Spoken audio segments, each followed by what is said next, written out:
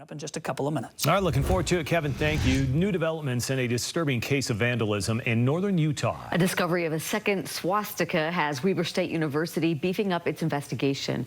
Mike Anderson is live at the school with the latest. Mike? Yeah, Denny and Mike, Weber State Police and administrators say they're taking this seriously. They're adding extra patrols and going over surveillance video. But the first one, as you may recall, was found scratched into a table at the Student Union building at the main campus on Yom Kippur about 10 days ago. Then we have another one with a Star David next to it found scratched into a table on the Davis campus. And according to the Anti-Defamation League, this is actually part of a larger growing problem seen across the U.S. They report that anti-Semitic incidents shot up nearly 40% in 2022 from the year before, making the highest year on record. Anti-Semitic vandalism is up over 50%, and Liz Page, Associate Director of the United Jewish Federation of Utah, says this is not something that should be simply brushed aside and forgotten. And the thing that our communities need to understand is that it stems from bias that is allowed to go unchecked. We've normalized hatred and exclusion in our country over the last many years. And a statement from Weber State University says they condemn any actions that perpetuate harmful biases or make people feel unsafe. And at 5, we'll hear from Paige on why she says it's the responsibility of all of us, not just the Jewish community, to push back on anti-Semitism as well as all kinds of hate. That's coming up. Mike, back to you. Yeah, we'll see what the investigation turns up. Mike, thank you. Happening right now, a Utah man convicted. NBC News. Alice, thank you. Higher interest rates are making homes in Utah unaffordable for a lot of people here. KSL News specialist Ladd Egan joins us live from South Jordan with how those higher numbers translate into quickly being priced out of today's housing market. Ladd, just when we thought things were going to start calming down. I know, Deanie and Mike, these mortgage rates jumping again this week, now hitting 23-year highs, and it's making those monthly payments unaffordable for potential buyers. Take a look at the latest survey just released. This is from Freddie Mac. It is showing the average rate for a 30-year loan climbing to 7.49%. That is the highest since the end of 2000. The mortgage buyer's chief economist saying several factors, including shifts in inflation, the job market, and uncertainty around the Federal Reserve's next move, are contributing to the highest mortgage rates in a generation. I spoke with a real estate agent here in South Jordan. He says first-time home buyers have it really rough right now, and that the only people selling a home are in some kind of urgent need. Otherwise, people are staying put in order to keep their low rates. Right now, we've seen interest rates just jump up, right?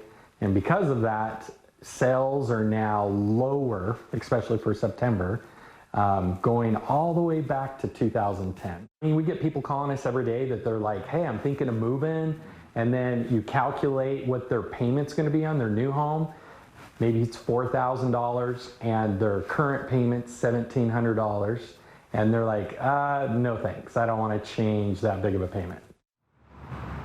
Dave Robinson, broker at Gobi Realty, said the current slowdown is especially bad because it could make Utah's housing shortage worse if builders build fewer homes.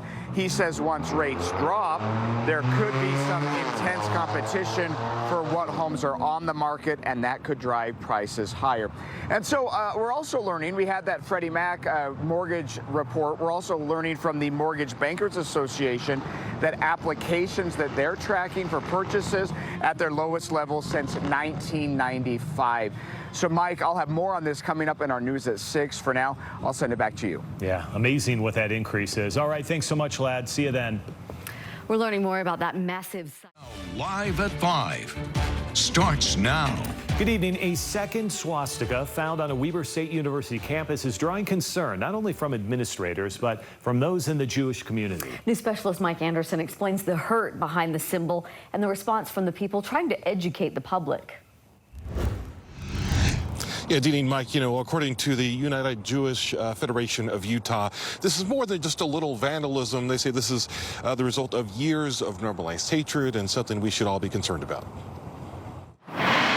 A swastika scratched into a table on the main campus found on Yom Kippur. Another one on a table at the Davis campus 10 days later. My relatives did not fight against the Nazis during World War II, amongst lots of people's relatives, for this to go unchecked. Liz Page, Associate Director of the United Jewish Foundation of Utah, says these incidents should not go ignored. Targeting one group with symbols of violence is intended to create fear and intimidation, but it also is intended to really destroy all that our country stands for. She says it's more than vandalism at a couple of campuses, as our country is now seemingly growing more tolerant of hate. Since 2016, we've seen a marked increase in anti-Semitism as well as hate against all groups. According to the Anti-Defamation League, the number of anti-Semitic incidents across the U.S.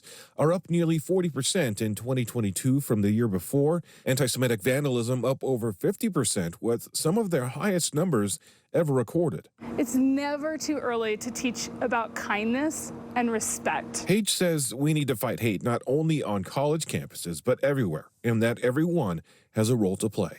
If we learn to be upstanders versus bystanders, then we can really change the tide.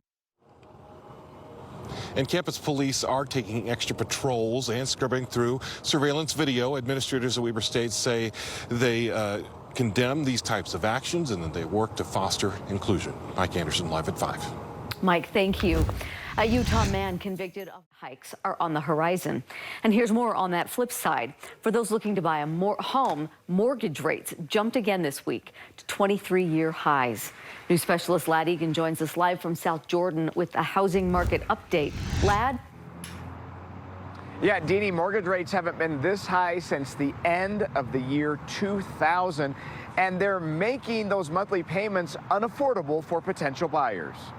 Sales are now lower, especially for September, going all the way back to 2010. The latest mortgage survey from Freddie Mac showing the average rate for a 30-year loan climbing to 7.49%. The mortgage buyer's chief economist saying several factors, including shifts in inflation, the job market, and uncertainty around the Federal Reserve's next move, are contributing to the highest mortgage rates in a generation. South Jordan real estate agent Dave Robinson says even if people want to move, they're opting to stay put in order to keep their low rate. We get people calling us every day that they're like, hey, I'm thinking of moving.